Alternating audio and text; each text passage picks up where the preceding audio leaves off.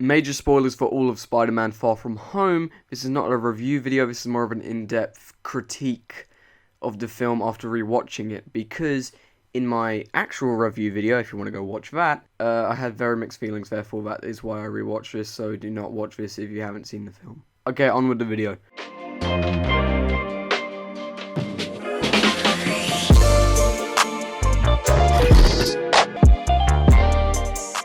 Okay, so this video is gonna kind of just be a very casual sit down. I'm gonna tell you my thoughts, and it's kind of maybe be structured like a response video to my original video. If you haven't seen my actual review video, or you have and you just want a little recap, pretty much, I didn't say this in the video, but I thought it was like, I thought it was slightly below Homecoming. You know, I had a very, very fun time with it, and it's a very enjoyable time. But there is some pretty poor, you know, some pretty naff writing. The romance was my favourite part about it. Mysterio was my least favourite part about it. I say there's a lot. There's like one, but like forced comedy. But yeah, that's pretty much what I said in my review video. I didn't think it's as good as Homecoming. I thought there was a bit of naff writing, but overall I had an incredibly fun and enjoyable time with it. Acting's great, Michael Giacchino's score is incredible, and the romance is my favourite part about it, and Mysterio was my least favourite part about it. The general consensus from just scrolling through Reddit and looking at Rotten Tomatoes is that everyone's favourite part about the film is Mysterio, and that it's a really good film, and a lot of people seem to say that it's like the perfect Spider-Man story, and how it's miles better than Homecoming. And a lot of people have said how, like, up until Mysterio shows up, it's very boring, and they don't like the high school vacation romance stuff. And I'm just like, that's my favorite part, and what you're saying is your favorite part is my least favorite part. So I just, you know, like literally the day after I saw it, I booked my tickets to go see it again, because I'm like, maybe I must have just been like in a weird mood or something. I gotta watch this film again to see if I can get a new eye on it. Well, yes, I definitely got a new eye on it. I still think it's exactly the same, and I still rate it exactly the same, and pretty much everything that I said in my original video is exactly the same. So I'm just gonna quickly run through the whole film so I don't forget anything, and then I'm gonna just say what I thought about it. Okay, so right at the start, when Fury and Hill, or should I say Soren and Talos, are in Mexico and Mysterio suddenly shows up, Maria calls Fury Nick, and I think that's supposed to foreshadow the second post-credit scene, but it's just like, if there's anyone that calls Fury Nick, it's going to be Hill. So that's a load of BS, people who saying that. Yeah, and then the in memoriam thing, that's still great. And I think that whole little scene is like a really great and funny way to give the audience exposition. Surprisingly, second time around, that didn't get a laugh. People were dying first time I saw it. Yeah, then Peter's like, oh, I have a plan. About Black Dahlia, Zendaya comes over, they have a little talk, it's all awkward. Then at the homeless shelter, I quite like that bit, how he kind of freaks out when the person's like, how do you feel about being the next Iron Man? He's just like, thanks for coming, guys. You know, I kind of like that, you know, and then, you know, he swings up, looks at Iron Man, is all sad, that's pretty cool.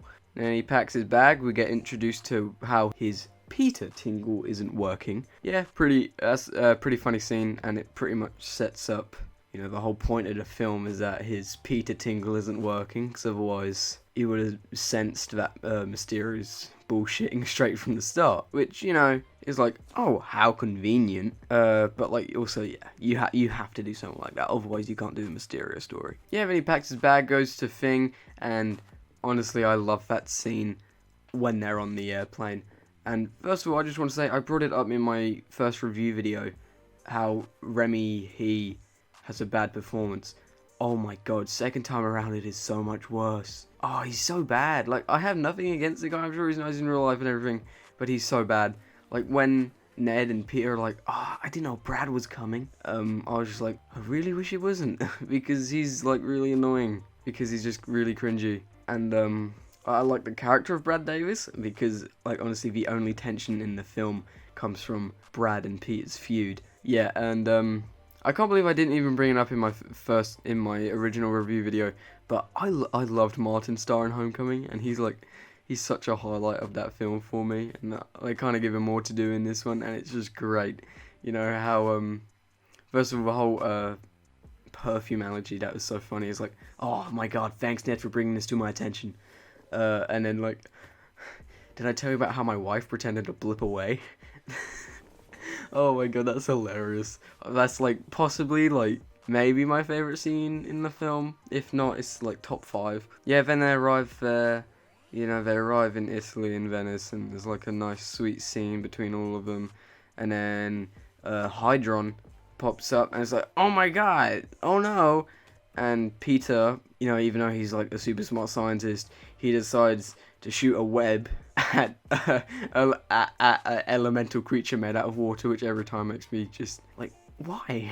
Yeah, and then he does like the cool parkour jump onto the bridge, and then the fight occurs, and then there's just bloody awful CGI Tom Holland swinging around, and then Mysterio pops up, and you know, yeah, hits his head on the bell a couple of times, and then, you know, it's like, oh, he's like, Iron Man at 4, rolled into 1. We have that scene. It was a pretty nice scene between Peter and MJ. Really funny scene with Aunt May and Happy and Peter on the phone. Oh yeah, and I didn't even say Ned and Betty's relationship is like super cute and really funny. I really like it. Yeah, and then Nick Fury tranquilizing Ned. But yeah, he gets tranked by Nick Fury, and then they have a conversation, and I really don't like the editing in that scene, because like, super serious music, super serious speech, and then something funny happens, and the music cuts out, and then it comes back in, super serious, funny, super serious, and it's edited like a 2014 YouTube gaming video. I don't know, it just felt a bit weird. But yeah, that scene, although I don't like the editing choices in it, it is really funny. Martin Starr coming, okay, I didn't know if anyone wanted a emotional counseling session after today's traumatic event, and he's just like, oh, okay, good, because I'm not verified. Dude, Martin Starr's great. I love him so much. But yeah, that's really funny and really cool. Weird editing. Go over to meet Mysterio, gives Peter the Edith glasses. Pretty nice moment. And then Peter's introduced to Mysterio. And, you know, he starts BSing about the whole thing and tells Peter, yeah, pretty much Peter's introduced. And first time I watched, I was like, why can't I see Jake Gyllenhaal acting? You know? And, like, it just felt really weird. Like, as I said in my original review video, he felt restricted by something. There's just something about his performance that is, like, super off. Before it's revealed that he is a villain. Surprise, surprise. When I was saying that I got a new eye, I'm talking about how maybe we're supposed to see him act. Because whoever he is, because obviously Quentin Beck isn't his real name, whoever he is acting, like Jake Gyllenhaal is acting this guy who is acting to be Quentin Beck, so I think that's why his performance feels off. But I don't know if that's the case. I don't know if Jake Gyllenhaal was just like, oh, this is my first superhero film, I'll just phone it in because it's a superhero film. I don't know. Jake Gyllenhaal wouldn't think of it in that way. He's like super chill dude. But yeah, I think that's maybe why I thought his performance was like not as good as it could have been. Yeah, we have the whole it's from the multiverse, and we see Peter and Beck like already getting really close, which is quite nice. And he clearly sees him as a new mentor figure. And then Nick Fury's like, okay, I understand. You go have your vacation. And I'm like, wait a minute, that's not Fury. Oh, and also, he actually, in all the trailers, Nick Fury says, Mr. Beck's from Earth, just not ours. And in the actual film, he says, just not yours. I didn't pick up on that on first go, and that's hinting at, you know, the fact that he's Talos, because otherwise, you know, Nick would just say ours. But Talos let it slip, and he said yours. Bloody idiot. But yeah, we have that whole scene, and then we're just like, oh, okay, I guess Peter's going on his vacation, and then we have the super funny scene where, like, it's just Dimitri standing there with the mid-time. I find that super funny. Yeah, and then we have the bus scene, which is, like, fine, you know, and he's just messing around with Edith. Yeah, I love that scene. like seeing all the messages popped up. Like first time I saw the film, and Flash just text, "Mother, I have not heard from you or father in days." I laughed so hard. And I don't think that's just a joke. I don't personally think this, but a lot of people are thinking that maybe he's gonna turn out to be like Harry Osborn of the MCU or something. But I think it's purely like a window into the post-blip world, where it's like, you know, maybe Flash's parents, like during the blip, they weren't Snap, and like maybe they preferred their life without him, you know, and like so they're just not talking to him as much. Like if that's the case, that's super sad, but like that's what I want. I want a super like dramatic dark series of like all the people whose lives are just messed up now because of the blip. But yeah, we have the whole scene on the bus, and one of the three things I missed first time around is firstly the scene where they stop to the bathroom and he has to take his clothes off in front of that agent. I hate that. That's so forced comedy. It's like, it's funny because... Oh, wait, it's funny because he's getting naked? Oh, okay, I get it. It's funny because he's getting naked in front of a female, and he gets caught, and that's the joke. Oh, yeah, that is so forced. Just have the girl turn around, or let him go in the bloody... like stall in the back room, like there's literally a door like in the frame. Just go in there and change, dude. It was just so forced, and we just needed a reason for Brad to dislike Peter even more, and I just really didn't like that. Yeah, then he gets back on the bus and he has to delete the photo from Brad, and he almost kills him. And one of the three things that I didn't notice on my first viewing, when he jumps up and shoots the drone with his webs, MJ's the only one looking at him when he comes back down, which was like, oh, pretty cool detail. And also when he comes after he's come back down, and Betty Brant is like, Peter, I know you think that we haven't noticed, and he's like, oh god, oh no, they're gonna say that I'm Spider-Man or something. While she's saying that, Ned is sitting next to her, like being all worried, like, oh no, has she found out his secret, and is she gonna reveal it right now? And I'm like, I can't believe I didn't pick up on that on first viewing. Just wanted to point that out. And yeah, he punches Flash, and first time around, one of the four things I missed. First time around, I didn't realize that Flash says, I'm actually giving you a compliment. And like, I kind of actually felt sorry when Peter just bloody cocked him out. But yeah, we have the bus scene, then they arrive in Prague. Oh, and I just want to say, I love the bus scene. Like, I love the song behind it, and just like, yeah, I think it's really cool. Then they're in Prague. Yeah, and then they arrive at the hotel, and then Pete goes off to meet with Mysterio and, Fury and all that. Yeah, it's an okay scene, I guess. I just don't like it because, once again, Jake Gyllenhaal's performance in it just feels weird. But I do like how he genuinely does like Peter Parker, and he doesn't want anything bad to happen to him. But yeah, there's just something about the performance that feels off, and you know, it's all gonna go wrong. Yeah, it's so obviously. Sorry, it's like 11:30. I always prefer going to the cinema like late at night. But yeah, you know, like the conversation they have on the rooftop is like quite nice. But like in general, I don't really like the scene. And then he jumps down, like they finish talking, and he jumps down. No one sees it, and then Tom Holland gives a very poorly ADR'd in line to an old couple who are like,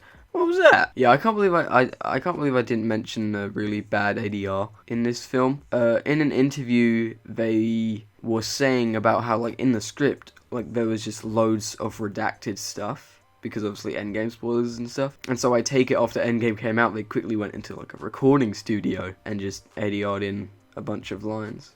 I take it. I don't know. And, yeah, there's, like, 2 really bad ADR'd in pieces of dialogue. Yeah, and then Pete goes back to the hotel. It's like, hey, we got 4 hours in the opera, and then they go to the opera, and there's like just the super cute, super sweet moment between Pete and MJ, and oh my god, it just warms my heart. He's so fucking cute, dude. Oh my god, I love that.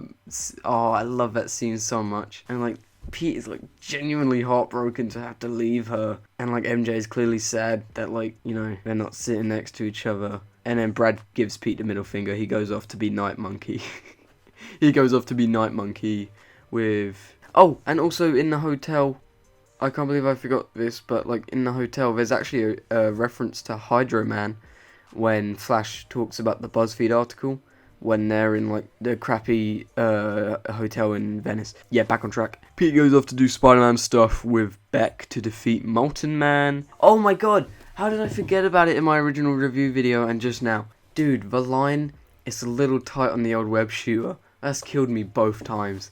MJ goes to walk off and like comes across the fight and is like, oh my god. And then Ned and Betty get stuck in the Ferris wheel. Yeah, we have the whole Night Monkey gag, which is like first time around I didn't really, I was like, okay, it's pretty funny. Second time around I'm like I found it really funny for some reason.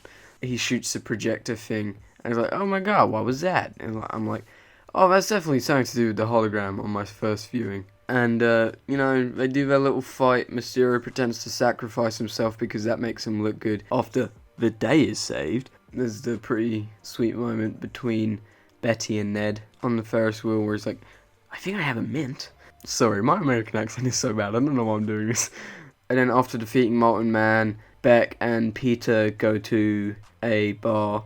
First of all, like, why are they still in costume and unmasked? I understand Beck, but why Peter? You know, oh well.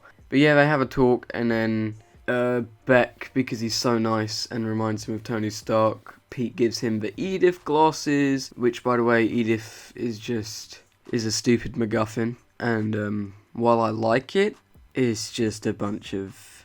It just works for the sake of the plot. It's one of those types of things. But yeah, and then he gives him the Edith glasses. Peter says to him, Tony Stark would have really liked you. Or Mr. Stark would have really liked you, one of the two.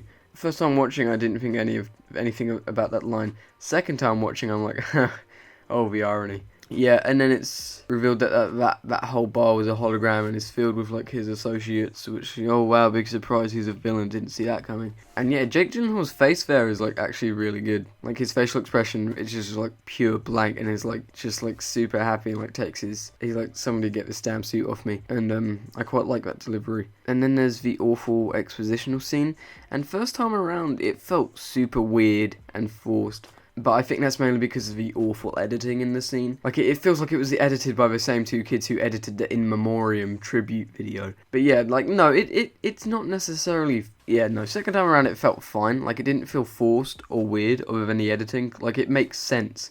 Like, the way he's delivering the exposition, it makes sense because he's just, like, recapping and congratulating everyone. And Jake Gyllenhaal's, like, first time around, I thought his performance was, like, really bad in that scene. This time, it's still not, like, incredible like it normally is, but it's definitely a lot better than what I originally saw.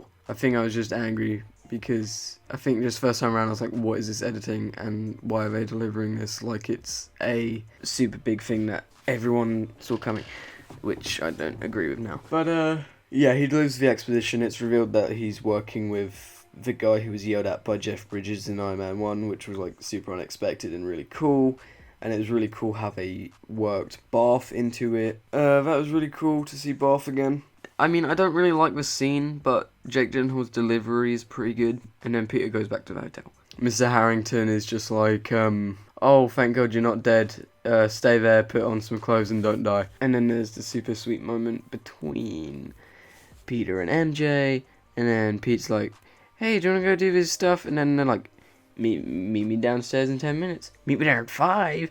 And then they go off and do like super sweet, super cute romantic stuff. And then they have that talk. Both of their performances in that are like really good, by the way, in that whole scene. Because it's like, they both capture like the awkward love of youth. And, oh dude, it's so cute. But yeah, and then when MJ's just like, you're Spider-Man.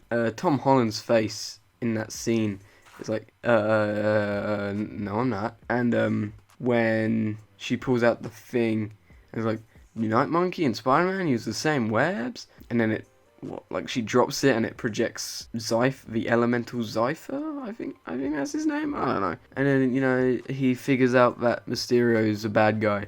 And he's like, I I am Spider-Man, and I've really messed up. Like, that line delivery and his facial expression in that scene is so good. And along with Zendaya's, when she responds, she's like, wait, are you being, like, 100% serious right now? Because I was only 67% sure. Oh, just Tom Holland and Zendaya have, like, amazing chemistry. Honestly, they're, like, the best couple in the MCU. They're just so cute together, and, I just really like them. But yeah, and then they're like, okay, I gotta go, because Dangerous messed up all that shizzle. They go back to the hotel room. Pete goes to change into his stealth suit, and he takes his shirt off, and he's like, and MJ sees his buff bod, and then she turns around, and then like she slowly turns around, and I thought, I don't know, there's just something about Zendaya's face that like I just find it like so sweet, you know? There's something about it that I just love. Yeah, and then he goes off to Berlin, and then we have the whole, and then he goes to tell Nick and Hill that Quentin Beck's a fraud and all that. And then it turns out to be one massive illusion. And then you have, like, one of the most coolest sequences in the whole film, which is just so cool and so beautiful and just so trippy.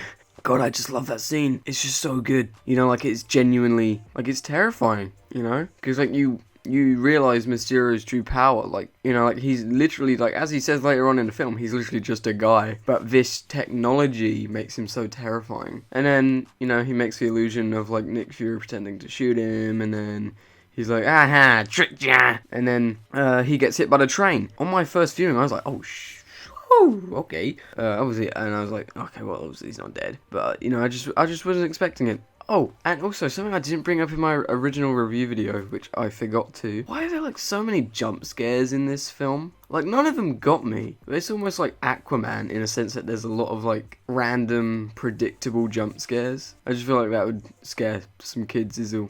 Yeah, and then it cuts to Quentin Beck, and this is the first time, both times I've watched it, where I was like, okay, there we go. Jake Gyllenhaal's performance is actually good now. You know, like, this is the Jake Gyllenhaal performance that I expected. And yeah, he goes a bit crazy, and it's like, oh, he's in a mocap suit.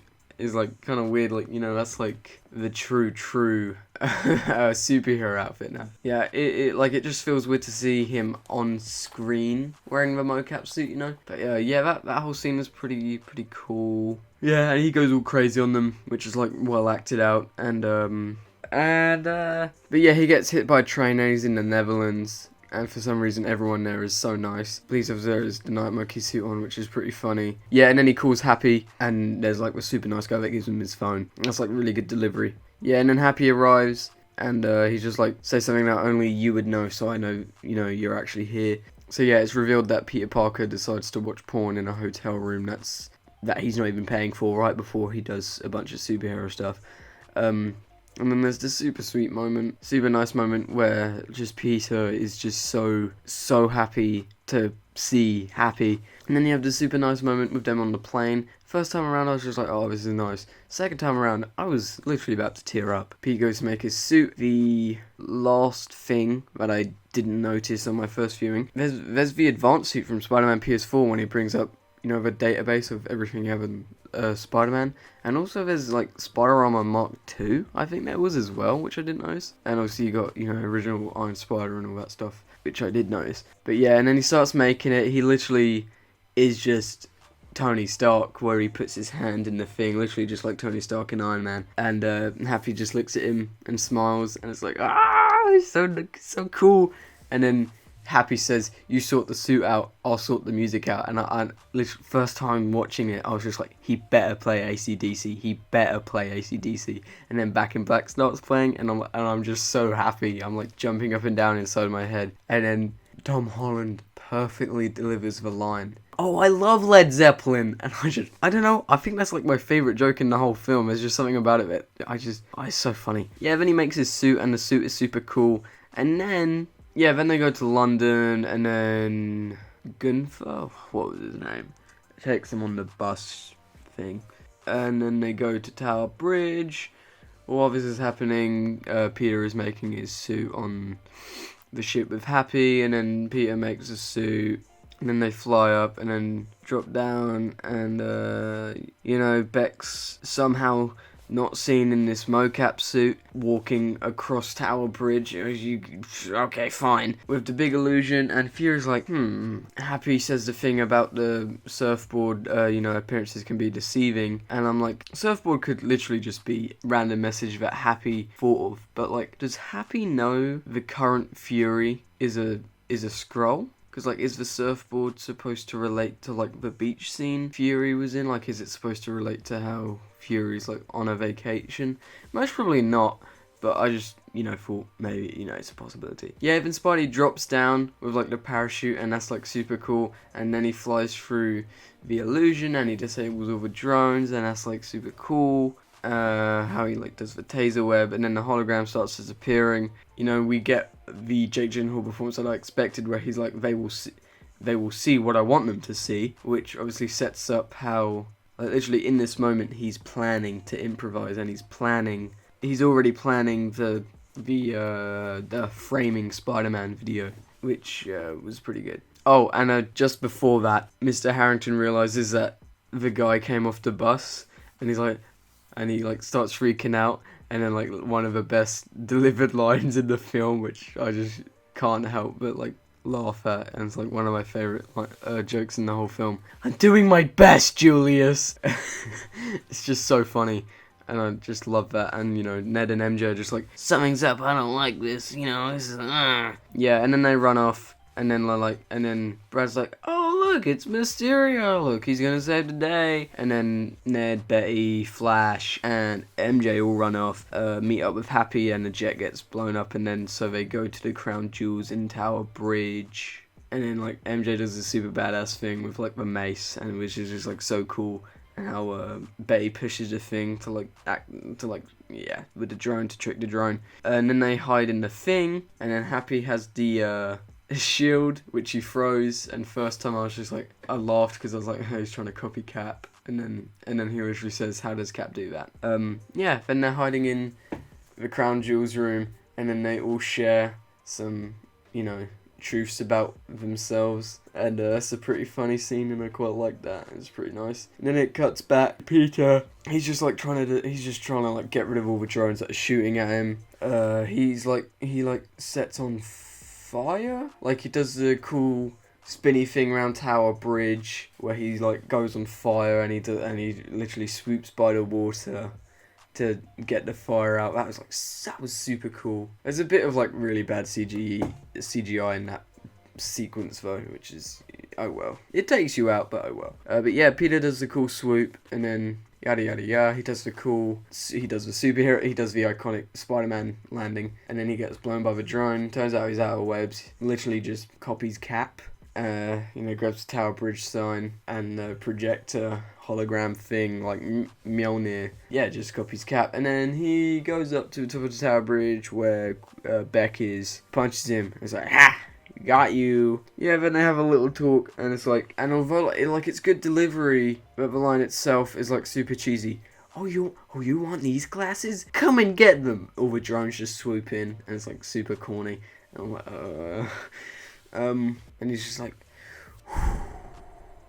come on, Peter Tingle. Yeah, and honestly, that is like the coolest and the most badass part of the whole film. How he's just using his Spidey sense to just. Literally, he doesn't even have webs anymore, and he's done the coolest thing that he's done in the whole film. Oh, he's just so cool. I was taking out all the drones like so smoothly, and also what a convenient time for Peter Tingle to come back, might I add. Yeah, and then he's like, Jake Gyllenhaal once again gives the performance that I was expecting, where he's like, I don't care if I'm in the kill zone, in the strike zone, just fire all the drones. And then he gets fired. Then he falls to the ground, and then they have the little speech. Beck's like, you really are a good kid. I'm sorry about all that. It's just like, it's disappointing that you're so gullible. And like, although that's an illusion, I think what Beck is saying is genuine. But yeah, and then that turns out to be an illusion, and Beck's actually standing right next to him with a gun, but his Peter Tingle works, so he catches his arm right before he shoots, which is like so cool. Oh, and might I add, the upgraded suit is so cool. So cool. I'm saying cool a lot. But yeah, he defeats Beck, and then he like falls to the ground, and he's like, people will believe anything, which he says like super like scarily, and that's like super good delivery, and I see a lot of Nightcrawler in his performance in the latter half of the film, which is good. Yeah, and then he says to Edith, is this real? And Edith is like, yes, all illusions are down. She doesn't say whether he's dead or not, so that opens it up, and while I think he's dead, physically, I won't be surprised if like he comes back literally just as a CGI hologram model or something. I don't know. I don't care if they bring him back. But he most probably... I think he is dead, but he most probably isn't, considering his death wasn't confirmed. Oh, and right before that, Mysterio like goes up to Fury, and Fury's like, you got me, and then Maria Hill shoots to bazooka, and it's like, I got you. Really cool moment. Yeah, so Peter defeats Mysterio. MJ runs to Tower Bridge to meet up with Peter, and it's just like, oh my god, it's like the sweetest, most cutest thing like I've ever seen. Oh my god. Yeah, their scene on Tower Bridge is like super sweet. Although like the green screen is a bit, it's so cute and so nice, and Tom Holland and Zendaya is just so good. But yeah, they have like a super awkward interaction, which is like so cute, and just like the whole Black Dahlia thing and everything, and just like, oh my god, it's so sweet. And then, you know, like they kiss and all that, and then they go home to New Jersey, and it's like the sweetest thing, because like they're holding hands, all that, just super cute. And dude, I love this couple so much, they're so great. Yeah, and then we get more of Flash's parents just neglecting him. Yeah, and then you know, Pete meets up with May again, which is, you know, just a nice little bit. You know, voiceover begins and you think it's like Peter revealing his identity to the world, but no, he's just asking if May and Happy are dating. You know, they don't even know, which is like really funny. And then we have another like top 5 coolest moments where he's swinging through New York so smoothly. Oh, it's just so cool, dude. And also, first time when I watched this, like when he takes a selfie while he's swinging, I was like, is that a Spider-Man PS4 reference? But and the reason why I didn't say it in the video is because I wasn't sure, because like, you know, teenagers just do that thing anyway. But after seeing the advanced suit from Spider-Man PS4 in like the suit maker thing, I'm assuming that definitely was a Spider-Man PS4 reference. That whole little web swinging sequence in New York was so cool, especially with that suit, which is like, I think maybe the best suit, like my favorite Spider-Man suit now, like for real. And meets up with MJ, and they swing, and then it literally ends with her screaming, and then credits, and then you have like, you know, these really cool high school credits once again, and then mid-credits scene, the best mid-credits scene of all time. Yeah, and in my original review video, I asked, is this actually going to go anywhere? Like, are we going to see more of J. Jonah Jameson? He's most probably going to have like 2 minutes max of screen time in the following films. Like, is the world knowing that Spider-Man is Peter Parker? Is that, and people thinking, and people actually believing that he is the bad guy, is that going to go anywhere? Oh, and also just before that, the little interaction between MJ and Peter is sweet as always, because, you know, yeah, but, like, is that actually going to go anywhere? Because Pepper Potts could just be like, yeah, no, he's a good guy. Nick Fury could just be like, yeah, no, he's a good guy. They could like just put a scroll in the suit and show the world that it's not Peter Parker. Surely at least one person would have seen a guy being followed by 2 drones with a bloody fishbowl on his head in a mocap suit walking along Tower Bridge. So I'm pretty sure they would have recorded it if they saw that, and therefore they can easily disprove what Mysterio has said. Yeah, just the mid-credit scene was really cool because it wasn't like set, like it was just a continuation. Like it felt like an epilogue instead of didn't feel like it belonged in the film, you know. I mean, like the credit scene literally takes place immediately after the film ends, you know. But yeah, I just also like how the mid-credit scene was set up earlier on, where, as I said, you know, he's like, oh, they'll see what I want them to see. And how he's like uploading the thing, he was most probably uploading downloading the illusion of Spider-Man being a bad guy or whatever. You know, it was definitely hinted at earlier, is what I'm trying to say. I feel like if that goes anywhere, it will just be people knowing that Peter Parker is Spider-Man, and, you know, people he loves being in danger or some, you know, generic stuff like that. But yeah, I just like, that most probably is gonna go somewhere and gonna be like super crucial, but I just don't think it should, because it wouldn't make sense. You know, the whole Spider-Man being a villain thing could be easily disproved. And the Peter Parker thing, I mean, they could literally just get a Skrull to do it for him. You know, and also, like, in the MCU, literally everyone has, like, no one has a secret identity, and I kind of don't like, literally in the whole film, Peter Parker actually cares about his secret identity. He doesn't want people finding out he's Peter Parker, and I really like that because that captures the essence of Spider-Man. But yeah, and then just, you know, that's thrown away straight at the end, which is a bit annoying. And then the film ends with Peter going to say, "What the?" And then he gets cut off just like Aunt May did in Homecoming, which is a pretty cool callback. Oh, and also both Homecoming and Far From Home have a prologue, which is an introduction to the villain. Just wanted to point that out. But yeah, then the second post-credit scene, I don't like it because I don't really care all too much about the MCU after, you know, moving, like, as much as I want to see more Peter and MJ, because, oh, dude, they're just so good.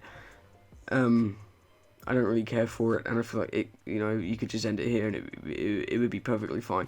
I think that's just why I don't care about it. Like, what is that he's got that, like, what is that he's got going on in space with the Skrulls? Is that, like, going to be Sword? Is that going to be Sword or something like that? I don't know. But yeah, the second post-credit scene is pretty funny. I was just like, who's got my shoes? And how, you know, this whole film, Fury and Hill were actually Soren and Talos, the Skrulls. Like, I was just sitting there, I was like, alright then. Ben Mendelsohn Talos was like the only good thing about Captain Marvel, and he's like super great in that role. So I was just happy to see him again, but I was just like, oh, okay, cool. You know, he's like pretty funny in that scene where he's talking to Fury. And also, a lot of people are thinking that Talos has been Fury since Winter Soldier, because in Ultron he cuts bread, not toast, but just normal bread diagonally. And also in Infinity War, Maria calls Nick and not Fury as they're being dusted away. I think that's stupid because, as I said earlier, also while they're dusting away, shouldn't they be turning back into Skrull form? But like, as I said earlier,